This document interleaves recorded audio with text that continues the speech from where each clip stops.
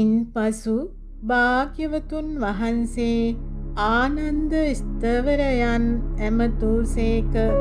මා බයිසජ්ජගුරු වෛඩූර්ය ප්‍රභ තථාගතයන්ගේ ආශිර්වාදය පිළිබඳව ගුණ වර්ණනාව ඔබට කළහොත් බුදුන් වහන්සේගේ මෙම ක්‍රියාවල තේරුම් ගැනීමට අපහසු গুপ্ত අර්ථයක් අඩංගු වන බව දැනගන්න.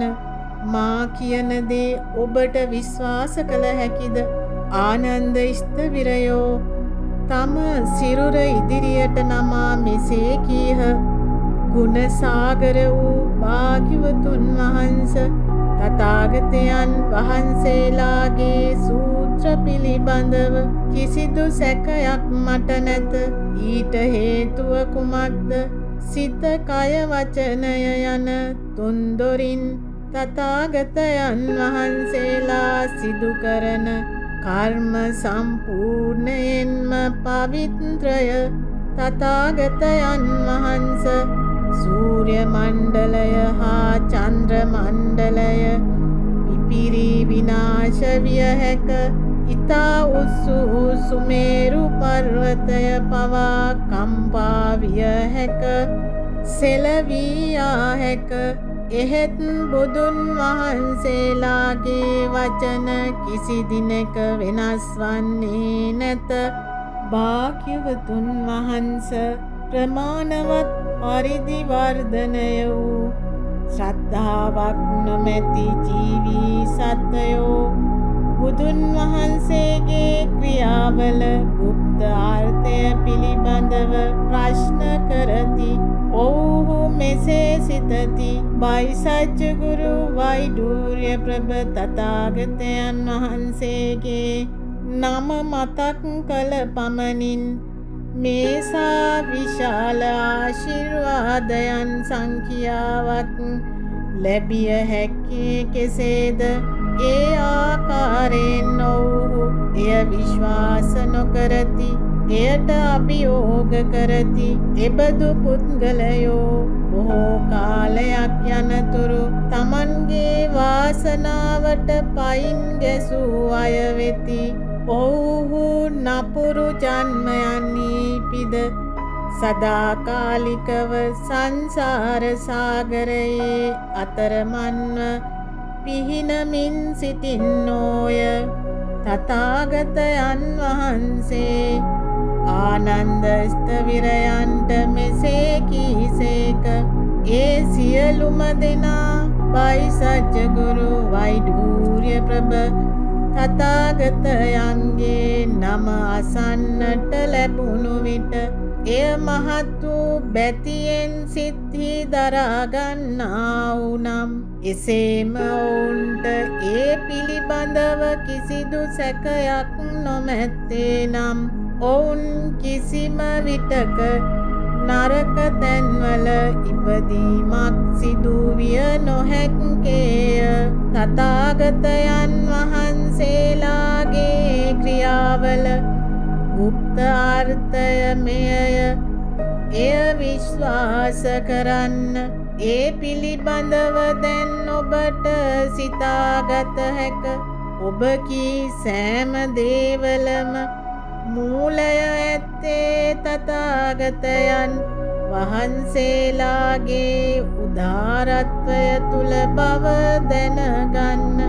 ආනන්දයනි, කිසිම ශ්‍රාවකයෙක් හෝ පසේ බුදුවරයෙක් හෝ අවසාන අවස්ථාවට පත් නොවූ බෝසත්වරයෙක් පූර්ණ පරමාර්ථ සත්‍යය පිළිබඳ විශ්වාසය ඇතිව එය දේශනා කිරීමට සමත් නොවේ.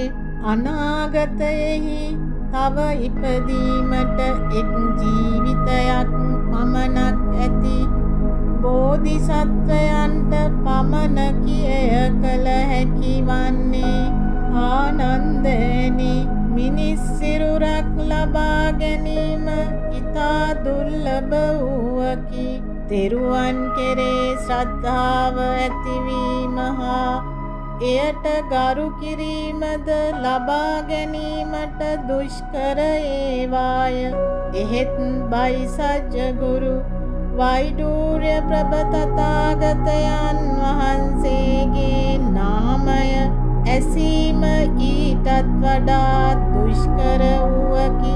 ආනන්දයනි, බයිසජ්ජගුරු වෛඩූර්ය ප්‍රභ තථාගතයන් වහන්සේගේ ජීවී සත්වයන් ධර්මය වෙත යොමු කිරීම පිළිබඳ අප්‍රමාණ වූ උපාය කෞශල්‍යයන් හා උන්වහන්සේගේ අප්‍රමාණ වූ කෙලවරක් නොමැති අනාගතය දක්වා දිවෙන ප්‍රාර්ථනාවන් පිළිබඳව මා ආයුෂ කල්පයක් හෝ ඊට වැඩි කාලයක් කතා කළද එම කල්පයන් ගෙවී යනු මිස එම බුදුන් වහන්සේගේ උපාය කෞශල්‍ය මාර්ගයන් පිළිබඳව කියාවසන් වීමක් සිදු නොවන්නේය.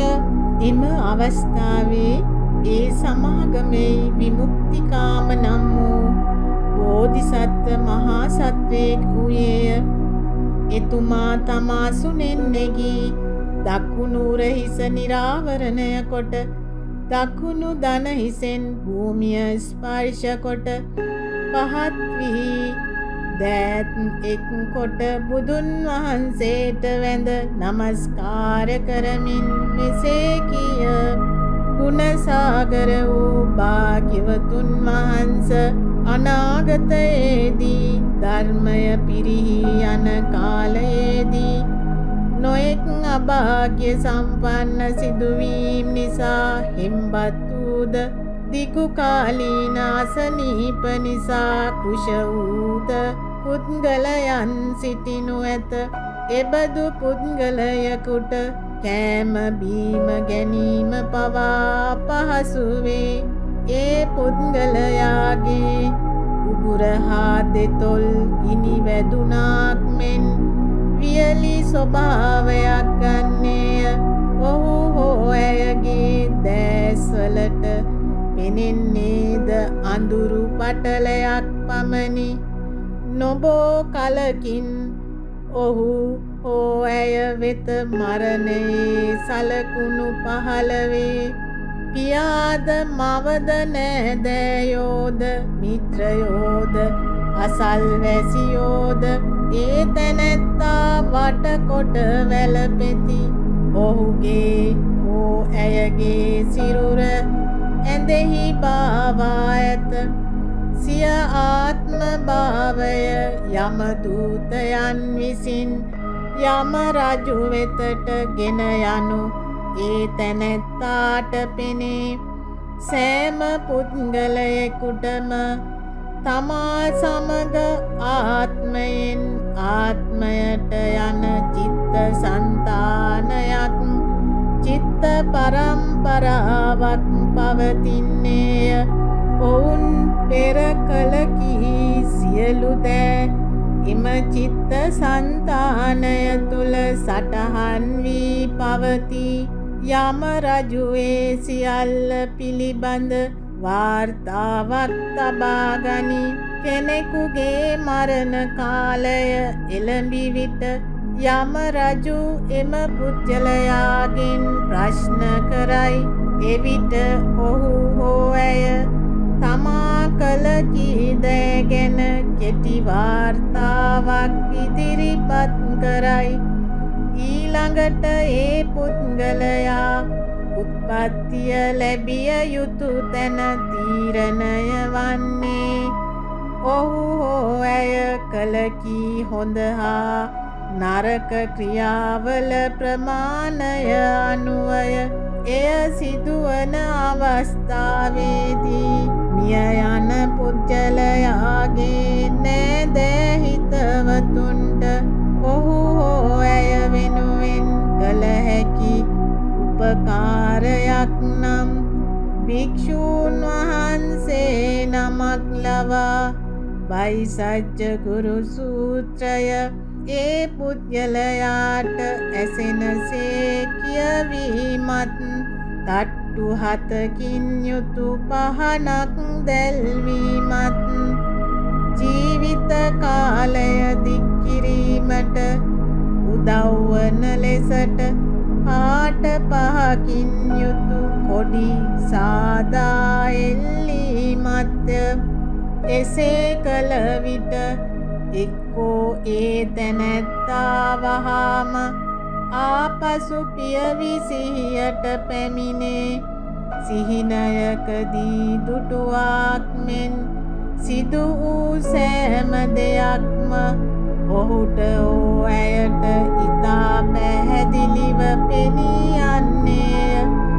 එසේ නැතහොත් ඒ පුද්ගලයාට දින 7කින් හෝ 21කින් හෝ 35කින් හෝ 49කින් ආපසු පියවි සිහිය ලැබෙන්නේය.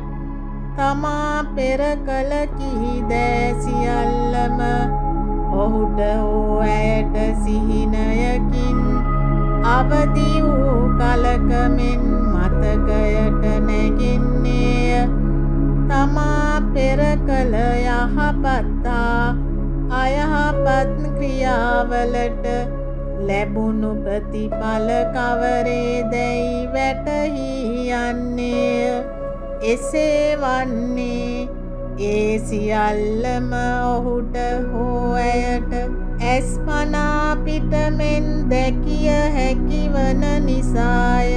ඉන්පසුව ඒ පුද්ගලයා තම ජීවිතය නැති වී ගියද නපුරු ක්‍රියාවන් කිරීමට පෙළඹෙන්නේ නැත.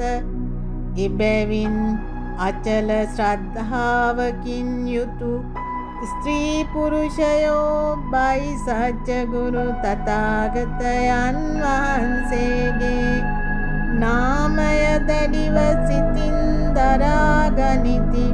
සජ්ජායනා කරති. අප්‍රමාණ භක්තියකින් යුතුව උන්වහන්සේට නමස්කාර කරති. පුද පූජා පවත්වති. එවිට ආනන්ද ස්ථවිරයෝ විමුක්තිකාම බෝසතුන්ගෙන් මෙසේ ඇසූහ. පින්වත, අප එම බයිසජ්ජ ගුරු වෛඩූර්ය ප්‍රභ තථාගතයන් වහන්සේට පූජා පැවැත්විය යුත්තේ කෙසේද? අපගේ ජීවිත කාලය දික් කරන ආකාරයේ කොඩි එල්විය යුත්තේත් පහන් දැල්විය යුත්තේත් කෙසේද? එවිට විමුක්තිකාම බෝධිසත්ව තෙමේ මෙසේ කීය.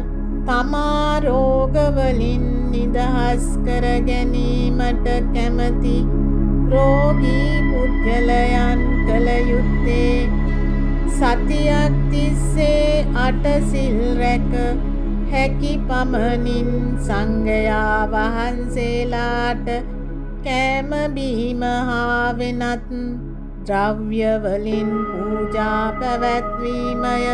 එසේම දිවා රාත්‍රී 6 වරක් පූජා කර්මවල කියවෙන ආකාරයට බයිසජ්ජ ගුරු තථාගතයන් වහන්සේට නමස්කාර කොට පූජා පැවැත්විය යුතුය.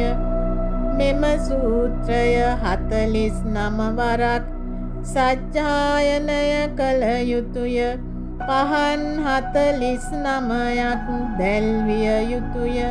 එම තථාගතයන්ගේ පිළිරුවෙන් පිටපත් 7ක් සාදා එක් පිළිරුව ඉදිරිපිට කරත්ත රෝදයක් තරම් විශාල පහන් එක බැගින් තැබිය යුතුය. එසේ තබා දල්වනු ලබන පහන් දින 49ක් තිස්සේ නොනිවි දැල්විය යුතුය. වියත් 49ක් දිග පාට පහකින් යුතු පතාකාවන්ද එල්විය යුතුය. නොයෙක් වර්ගයේ සතුන්ගෙන්ද 49ක් නිදහස් කළ යුතුය. මෙසේ කළ විට අසනීප ඇති අය එම අනතුරුදායක තත්ත්වයෙන් මිදෙති. ඔවුන් කිසිවිටක නරක භූතයන් විසින් දරුණු ලෙස මරණු ලැබීමට භාජනය වන්නේද නැත. තවදුරටත් ආනන්දයෙනි, සාගත වසංගත හෝ සතුරු ආක්‍රමණයක් හෝ රට තුලම කැරැල්ලක් හෝ අසුබ නැකත් යෝගයක් හෝ සූර්ය චන්ද්‍ර ග්‍රහණයක් හෝ අකාල වැසි කුණාටු ආදිය හෝ ඉඩෝර කාලයක් හෝ යන මෙකී කිසියම් විපත්තියක් රටකට පැමිණි විට ඒ රටේ නායක වූ ශාස්ත්‍රීයයා හෝ අභිෂේක ලත් රජතුමා කළ යුත්තේ එහි වෙසෙන සියලුම ජීවී සත්වයන් කෙරෙහි කරුණාව උපදවා සිරගෙවල් වල සිටින්නන් නිදහස් කොට මුලින් කී පූජාවන් පවත්වමින් බයිසජ්ජ ගුරු වෛඩූර්ය ප්‍රභතථාගතයන් වහන්සේට පුද පූජා පැවැත්වීමය. එම යහපත් ක්‍රියාවල හා එම තථාගතයන් වහන්සේගේ ප්‍රාර්ථනාවේ බලයෙන් ඒ පුජ්‍යලයා ස්වකීය රාජ්‍ය ඉහත කී සියලු කරදර වලින් නිදහස් කරගන්නේය. සාගත වසංගත සියල්ල නැතිව ගොස් රට සුඛිත මුදිත වන්නේය. රජුටද නිරෝගී බව ධන ධාන්‍ය නිදහස ආදී සියලු යස ඉසුරු ලැබෙන්නේය. ආනන්දයෙනි, රාජබිසව කුමාරවරුන්ගේ භාර්යාවන් ඔටුන්න හිමි කුමරුන් වෙනත් කුමාරවරුන් ඇමතිවරුන් පුරෝහිතයන් අන්තఃපුර ස්ත්‍රීන් ප්‍රාදේශීය පාලක නිලධාරීන් රටේ සාමාන්‍ය ජනතාව යන අයගෙන් කවරෙකුට හෝ අසනීපයක් වෙනත් නුවදුරක් ඇතිවහොත් රජතුමා කළ යුත්තේ දුෂ්ට භූතයන්ගේ කරදර වැළැක්වීම සඳහා පාට පහකින් යුතු පතාක එල්ලා පහන් දල්වා නොනිවා තබාගෙන තිරිසන් සතුන් නිදහස් කොට නොයෙක් පාට මල් විසුරුවා හැර වටිනා සුවඳ වර්ග දැල්වීමය. එවිට එකී අසනීප සුව වී කරදරද නැතිව යන්නේය. එවිට ආනන්ද ස්ථවිරයෝ බෝසතුන්ගෙන් මෙසේ ඇසුව, පින්වත, අනතුරට ලක් වූ ජීවිතයක් ඉන් මුදවාගෙන ඒ තැනැත්තාට දීර්ඝායුෂ ලබා දෙන්නේ කෙසේද? විමුක්තිකාම බෝධිසත්වයෝ මෙසේ කීය. පින්වත් ස්වාමින් වහන්ස, දරුණු අන්දමින් සිදුවන හදිසි මරණ වර්ග 9ක් ඇතැයි බුදුන් වහන්සේ දේශනා කරනවා. ඔබ වහන්සේ අසා තිබෙනවා නොවේද? එබැවින් මා කියන්නේ ජීවිතය දීර්ඝ කරන පතාක එල්ලා පහන් දල්වා වෙනත් පුණ්‍ය ක්‍රියාවන්ද කරන්නයි කියාය. එසේ පින්කම් කිරීමෙන් කෙනෙකුට ජීවිතයේ අතරමඟදී කරදරයක් නොවී තමාරගෙන මුළු ආයුෂ කාලයම ජීවත් විය හැකි වන්නේය. ආනන්ද ස්ථවිරයෝ මෙසේ ඇසූහ. දරුණු වූ අකල් මරණ නමය කවරේද? විමුක්තිකාම බෝධිසත්වයෝ මෙසේ කීය. සමහර මිනිසුන්ට සෑදෙන අසනීප සුළු ඒවා ලෙස පෙනෙන නිසා ඒවාට බෙහෙත් ගන්නේ නැතිව සිටින ඔවුහු ලෙඩේ අසාධ්‍ය වීමෙන් මරණාසන්න වෙති. තවත් සමහරු එබඳු අසනීපවලට වැරදි ආකාරයේ බෙහෙත් ගැනීම නිසා අසනීප උත්සන්න වී මරණාසන්න වෙති. ඔව් ඇත්ත වශයෙන්ම මරණය කරා යා යුතු අය නොවෙති.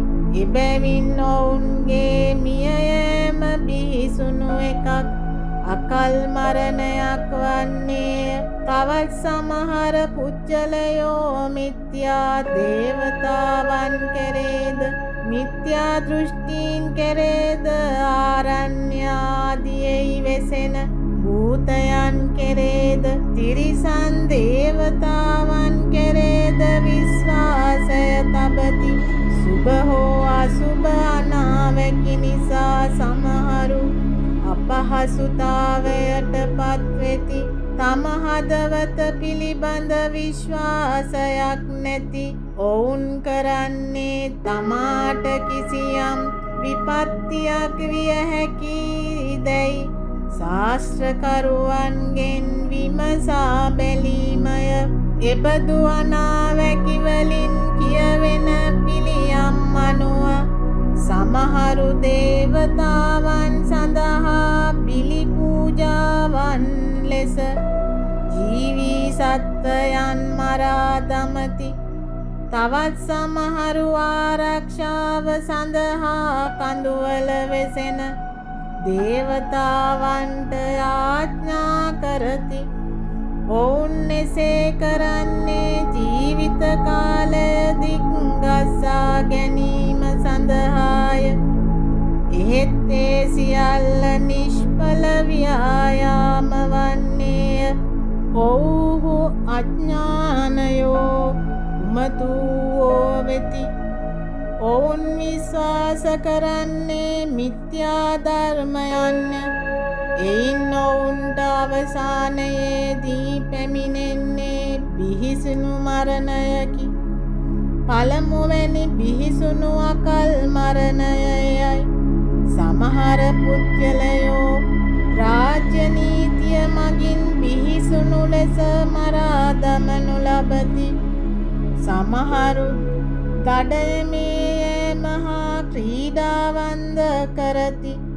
ස්ත්‍රීන් සමග විසීම රහමෙර පානයාදියද නැවතීමක් හෝ සීමාවක් නැතිව කරති.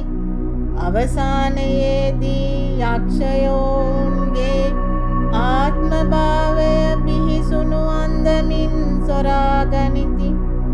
සමහරු දරුණු ලෙස පිලිස්සීම නිසා මිය යති. සමහරු දියේ ගිලීමෙන් මිය යති. සමහරු නපුරු සතුන් විසින් කාදමනු ලැබීම නිසා මිය යති. සමහරු උසු ප්‍රපාතයන්ගෙන් බිමට පෙරලීම නිසා මිය යති. සමහරු වසවිස වලින්ද හදි වූ නියම් මන්ත්‍ර ජප කිරීම ආදියෙන්ද පිල්ලියා නම් වූ යක්ෂයා බන්ධනය කොට යවනු ලැබීමෙන්ද මිය යති. සමහරු කෑම බීම ලබා ගත නොහැකිව කුසගින්නේ මිය යති. තථාගතයන් වහන්සේ විසින් දේශනා කරන ලද බිහිසුණු අකල් මරණ නවය ඒවාය. මේ හැර තවත් නොයෙකුත් කරුණු හේතුවෙන් මිනිසු මිය යති. තවදුරටත් ආනන්දයනි, යම රජතුමා මෙම තුන් ලෝකයන් නිම වෙසෙන ජීවී සත්වයන් පිළිබඳ වාර්තාවක් තබාගෙන සිටි. එම වාර්තාවට ඇතුළත් වන්නේ ඔවුන් අකීකරුව පංචානන්තර්ය කර්ම කරනවාද, තුනුරුවන්ට අවමන් කරනවාද, රජුන්ගේ හා ඇමතින්ගේ නීති උල්ලංඝනය කරනවාද, වැඩ තහනම් කිරීම පිළිබඳ නීති උල්ලංඝනය කරනවාද යන කරුණුය. ඔවුන් අතින් එබඳු වැරදි සිදු වී ඇත්නම් ඒවායේ වැඩි අඩු ප්‍රමාණය අනුව දඬුවම් නියම කිරීම යම රජතුමාගේ කාර්යයි. එබැවින් මා දැන් සියලු දෙනාගෙන්ම ඉල්ලා සිටින්නේ සියලු දුක් කරදර වළක්වා ගැනීම සඳහා උපකාරී වන පහන් දැල්වීම, කොඩිසේ සත් එල්ලීම, තිරිසන් සතුන් නිදහස් කිරීම ආදී වෙනත් යහපත් ක්‍රියාවන්හි යෙදෙන ලෙසය. එදින එම සමාගමයෙහි කුම්භීර, වජ්‍ර, මිහිර, අණ්ඩීර, අනිල, සණ්ඩිල, ඉන්ද්‍ර, වජ්‍ර, මකුර, කින්නර, චතුර, විකරාල යන නම් වලින් හැඳින්වෙන යක්ෂ කුමාරයෝ 12 දෙනෙක්ද වූහ. එක් එක් යක්ෂයාට පිරිවර යකුන් 7000 බැගින් අයත්ව සිටි. ඒ යක්ෂ කුමාරයෝ 12 දෙනම බුදුන් වහන්සේට නමස්කාර කොට එක හඬින් මෙසේ කියා සිටියහ. භාග්‍යවතුන් වහන්ස, අපි අද බුදු කෙනෙකුගේ පුදුමාකාර බලය ගැන දැනගතිමු. බයිසජ්ජ ගුරු වෛඩූර්ය ප්‍රභ තථාගතයන් වහන්සේගේ නාමයද අසන්නට ලැබින. නරක තැන්වල උපදිනු ඇතැයි බියක් දැන් අපට නැත. අපගේ ජීවිතාන්තය දක්වාම අපගේ සිත් තුළ ඇත්තේ බුද්ධ ධම්ම සංඝ යන රත්නත්‍රයේ පිහිට පතමි යන එකම චේතනාව පමණි. ජීවී සත්වයන් අපගේ උරහිසින් ඔසවාගෙන යන බවටත්, ඔවුන්ගේම යහපත හා සතුට සඳහා ඔවුන්ට කරුණාව දැක්වීමටත් අපි පොරොන්දු වෙමු. ගම් නගර වනාන්තර ආදී ඕනෑම තැනක යම් කිසි පුද්ගලයෙක් මෙම සූත්‍රය කියවමින් උගන්වමින් බයිසජ්ජ ගුරු වෛඩූර්ය ප්‍රභ තථාගතයන් වහන්සේගේ නාමය ගෞරවයෙන් සිහිපත් කරන්නේද, උන්වහන්සේට නමස්කාර කරමින් පූජා පවත්වන්නේද, අපි ඒ පුද්ගලයා ආරක්ෂා කරන්නෙමු. ඒ පුද්ගලයා සියලුම කරදර වලින් බේරාගෙන ඔහු හෝ ඇය පතන සියලු දේ ඉෂ්ට කර දෙන්නෙමු. ඔහු හෝ ඇය අසනීප වූ විට කල යුත්තේ මෙම සූත්‍රය කියවා පාට 5කින් යුතු නූල් කැරැල්ලක් ගෙන අපගේ නම් ඇතුළත් වනසේ ගැට සාදාත් තම බලාපොරොත්තු ඉෂ්ට වූ විට එම ගැට ලිහා දැමීමය. තථාගතයන් වහන්සේ විට යක්ෂ කුමාරවරුන්ට ප්‍රශංසා කොට මෙසේ කීසේක. ශ්‍රේෂ්ඨයි උත්කෘෂ්ඨයි මහා යක්ෂ කුමාරවරුනි, බයිසජ්ජ ගුරු වෛඩූර්ය ප්‍රභ තථාගතයන් වහන්සේ ඔබට කළ අනුග්‍රහයට අනුග්‍රහයක් දක්වන්නට නම් ඔබ හැම විටම එසේ කළ යුතුය. සියලු ජීවී සත්වයන්ට උපකාර කරමින් ඔවුන් සතුටට පත් කළ යුතුය.